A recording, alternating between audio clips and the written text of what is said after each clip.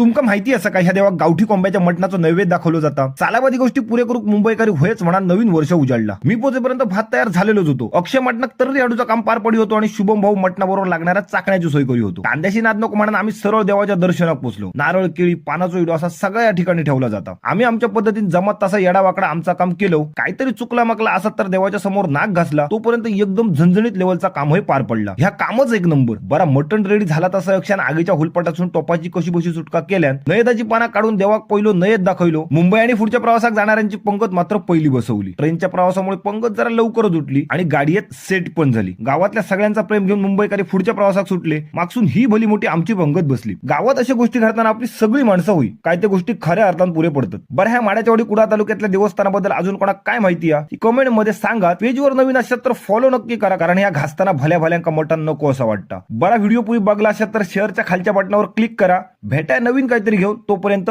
हेळोबाच्या नावानं चांग भलं.